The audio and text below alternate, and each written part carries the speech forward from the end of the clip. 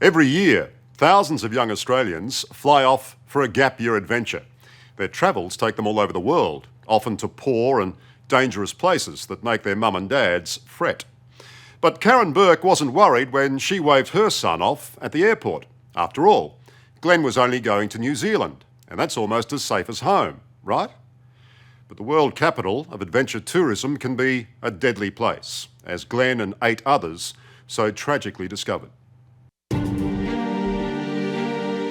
If you've got an adventure fantasy, there's no better place to make it real than here in Lord of the Rings country. New Zealand is adrenaline central.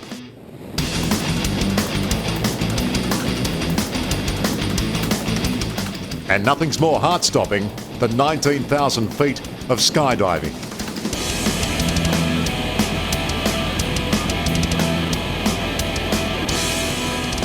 But what was to be the highlight of Melbourne teenager Glenn Burke's New Zealand odyssey ended in death on a South Island airstrip. The hardest thing for me was it quick? Did he know that he was dying? Did he know that he's not going to live through this plane accident? This was a tragedy that was almost inevitable, the result of a string of failures. And despite damning evidence, no one will accept responsibility for the deaths of Glenn Burke and 8 others, who died not in some far-off country, but just across the Tasman. You knew your agency had screwed up, didn't you? Not at all. Right after that crash? No, not correct at all. Like most 18-year-olds, Glenn Burke was up for adventure, and he was ready to work for it. He got 3 jobs in the end to save his money to get there, yes. What about this picture over here, Karen? That's the last posting he put on Facebook. Glenn's mum, Karen, encouraged him to see the world, following in the footsteps of his sister, Samantha. And, after all, he was only going to New Zealand.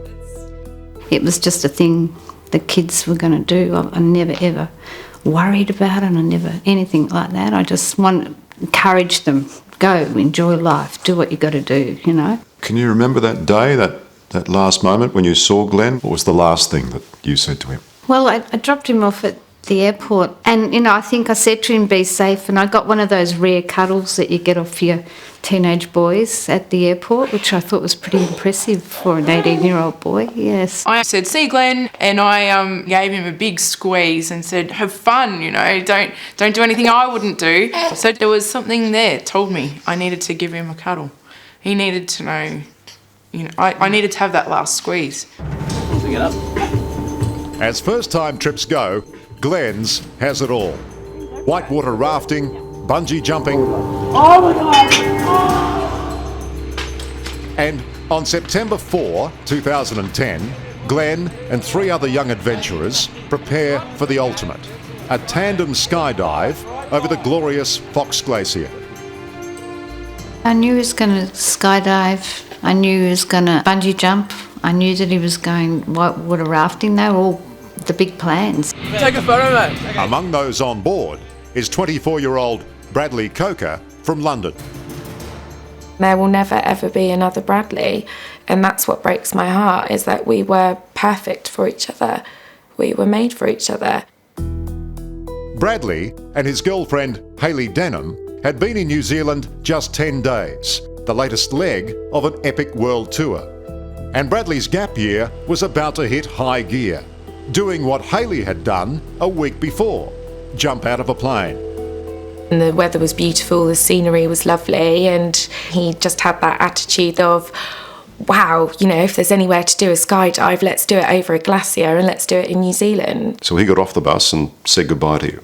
Yes, that's right. And he blew me a kiss and I blew him a kiss back and we waved goodbye. And then off he went into the minibus, and that was the last time I saw him. Alive? Yeah.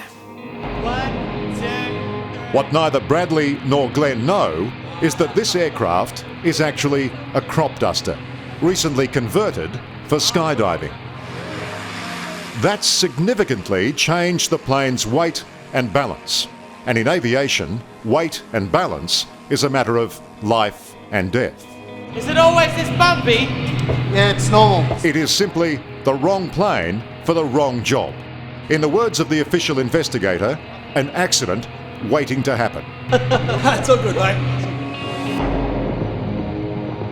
If Glenn had said he was going skydiving in Thailand, we would have said, no mate, think of another place.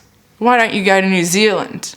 It's the adventure capital of the world and it's safe. It's hard to think. It's hard to fathom. You are happy to accept that there could be a risk that your parachute might not open. There could be a risk that your foot gets tangled into your parachute upon jumping out of the plane. Whatever. Yeah, but you do not accept that there is a risk of that plane crashing. The aircraft taxis for what will be its 9th flight of the day. The pilot heads down the runway, oblivious to the fact that this time the plane is not just dangerously out of balance, it's fatally so.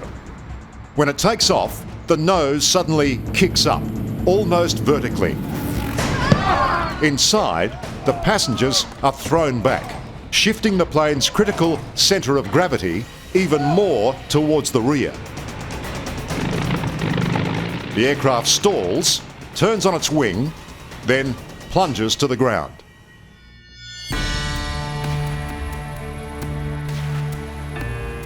To know that the plane tipped, crashed and caught on fire quite quickly, as weird as it sounds, was comforting for me to know that he probably didn't sustain internal injuries and he probably didn't have the time to fear the plane crashing because it all happened so quickly. And that sort of helped in a way to know that he didn't suffer. Glenn's death was especially cruel news for Karen and Sam. They'd lost a husband, a father, 6 years earlier to cancer. Physically ill is exactly how you feel. Felt like I'd been kicked in the guts. It was pretty horrific. Yeah. I don't know, I don't think anyone should feel like this. I had a knock at the door. Are you Hayley Denham? Yes, I'm Hayley. Can you come with us, please? I said, what's happened? I knew straight away something had happened. And I said, no, I don't believe you. And they said, yes, there was a plane crash. And then at that point, I literally broke down. The official accident investigation report blames a tragic chain of events and oversights. Of 7 individual findings, only 1 involves failure by the pilot, Chaminda Senadira, to check the aircraft's weight and balance. The other 6 implicate the New Zealand aviation regulator for allowing the plane to fly without ever inspecting its major modifications. At the end of the day, it's the decision making by the pilot that's the cause of the accident. It's the pilot's fault. It's the fault of the operator of the aircraft, yes, largely, correct. So better to blame a dead pilot than a room full of live bureaucrats. Graham Harris is Director of New Zealand's Civil Aviation Authority. The CAA, Civil Aviation Authority, responsible for aviation safety and standards. And there's not one person in the office who'll put their hand up and say, I might have done something wrong. No one pays a penalty at the regulator. I'm not aware that there were any particular failings by any individual at the time. If there was a failure in the regulatory system and you're the regulators, someone hasn't done their job properly. How can you sit there and say no one's done anything wrong? Well, because nobody has done anything wrong. I'm aware that the systems were a little slack at the time. In fact, that's the wrong word. A little bit slack. No, I did say I used the wrong word there. They could have been tighter. Do you think the regulator was doing his job in this case? Not at all. From what you read in the report, Maury Baston is an air safety expert, formerly with Australia's Civil Aviation Safety Authority. He says blaming the pilot for this crash is nothing more than a bureaucratic cop-out. The CAA says, full stop, it was pilot error. It was the pilot's fault. Do you agree with that assessment? That's rubbish. It's systemic failure. You can start at the bottom or start at the top and you say, okay, the regulations are in place. The industry is supposed to do what they're told. The regulator is then got to check and make sure that the industry is compliant. And in this case, the regulator is missing in action. In this case, the regulator didn't regulate, and that, as it's set out clearly in the report. So, in all the variables that could have caused this crash, one was that the CAA was not doing its job properly. Is that a fair comment? That's a fair comment. That's a fair comment, yeah. What's all the more tragic about this is that appropriate laws are now in place. The CAA actually tightened up its rules just 10 days before the crash, ordering that all planes with major modifications be inspected by a CAA expert. But instead of grounding the aircraft until it was inspected, the CAA allowed it to keep flying. So the system tightened up. Exactly. 10 days before the crash. Correct. But as I say, tragically too late to pick up the particular modifications to this aircraft. That's breathtaking. Well, I would say with the benefit of hindsight, the resource allocation should perhaps, more of it should have been made to adventure aviation. Perhaps that's true, yes. The CAA says they didn't have the resources to carry out all those necessary checks. Yeah, it's not a good enough excuse, I don't think. Get the resources. This is people's lives. You're in the air.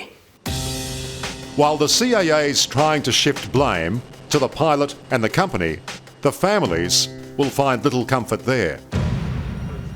What the victims of that crash didn't know when they boarded that plane was that no matter what happened, no matter what went wrong, the company wasn't responsible. You see, here in New Zealand, when you take a risk in adventure tourism, you take all the risk, because companies here can't be sued for negligence. Instead, there's a standard one-off compensation payment, so paltry that in this case, it hardly covered the cost of flying the bodies home. Who do you hold responsible for Glenn's death? The CAA, the authority governing body. And I just want to know who's going to change that? Who's going to make it different? Who's going to make the kids that will keep travelling to New Zealand and doing skydiving, who's going to make them safe? Does the CAA plan on apologising? Apologising to whom? 9 families would be a good start. I don't see a need to apologise. If you read the report, you'll see that the CAA complied with all of the existing CAA rules and regulations at the time. I see no reason to apologise. New Zealand may not be saying sorry. Ooh, yeah. I don't have the words for it. But it has brought in new regulations for the aviation and skydiving industries. The question is, can it enforce them? Woo! Girl Candy, aren't you? But of course, that's all too late for Hayley and the plans she and Bradley had to start a family. There wasn't a day that went past where we weren't together, and to be without him every single day is horrible. It's so hard. Okay, so that's the last photo you have of him Yeah. that was taken. Yeah.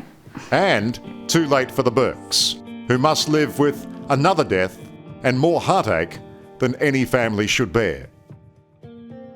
Sometimes what doesn't kill you makes you stronger, I think, perhaps. I think I'm a reasonably strong person. I don't know why I had to lose my son as well as my husband. I have no idea. My mum is as strong as an ox. She's very strong. But this has really kicked her for 6. She's not doing too well. I don't know how you get up every day without your son. It's hard.